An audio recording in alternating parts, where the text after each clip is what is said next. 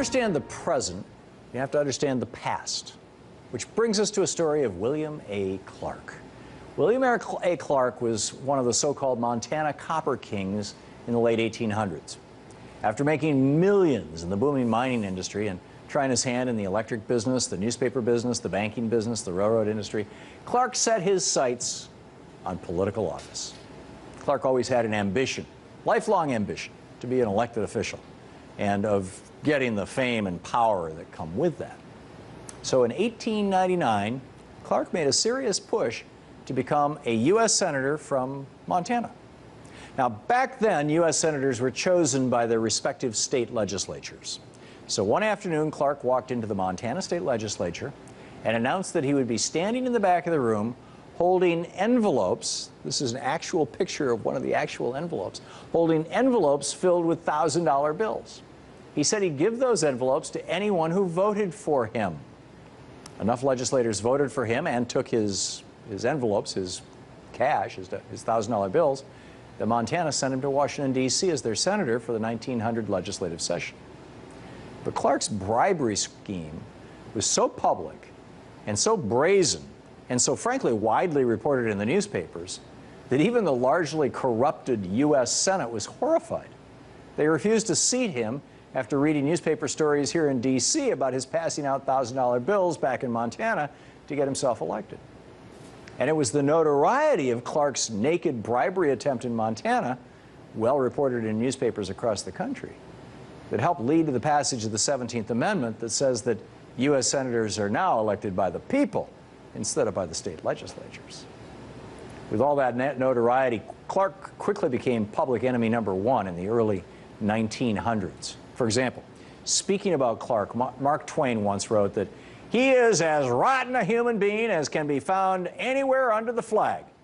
He is a shame to the American nation, and no one has helped to send him to the Senate who did not know that his proper place was the penitentiary with a chain and ball on his legs. While William A. Clark may have died back in 1925, his willingness, his eagerness to corrupt the American democracy and political process is alive and well today. Just ask the Koch brothers. Charles and David, worth a combined estimated $68 billion, are among the driving forces behind the corruption of our democracy. According to KochBrothersExposed.com, between 1998 and 2008, Koch brother-controlled foundations gave more than $196 million to organizations that favor policies that would further pad the wallets of these two guys. This is a big step up from passing out $1,000 bills in the back of the room. In that same time period, Koch Industries, owned by these two brothers, spent $50 million on lobbying and handed out $8 million in PAC contributions.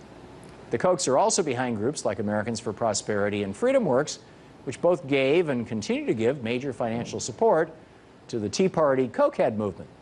And Freedom Partners, a Koch-affiliated organization who has doled out grants worth over $230 million to a variety of conservative organizations, Tea Party and Cokehead groups, and front groups that opposed Obamacare. This all brings us to the Keystone XL pipeline. The pipeline, you say?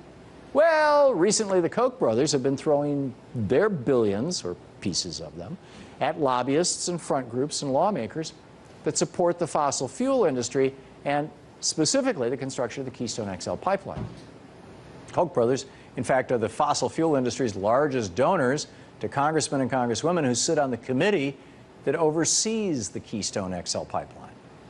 In 2010 alone, the Kochs and their employees gave over $300,000 to members of just the House Energy and Commerce Committee. At the same time, the Kochs have given more than $60 million to climate denial groups over the past 15 years. So why are the Kochs handing out all this money to groups and lawmakers that support the Keystone XL pipeline and support America's toxic addiction to fossil fuels? Why would they do that? Well, it has to do with something called money. And not just a little, a lot of money.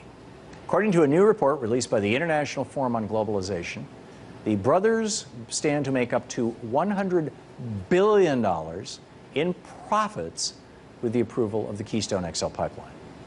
Keep in mind, these guys are only worth $68 billion. This could double their net worth. The report found that the Kochs and Koch Industries hold up to 2 million acres of land in Alberta, Canada, which is the proposed starting point of the Keystone XL pipeline. And many Koch Industries subsidiaries stand to make millions from the pipeline's construction, including Koch Exploration Canada.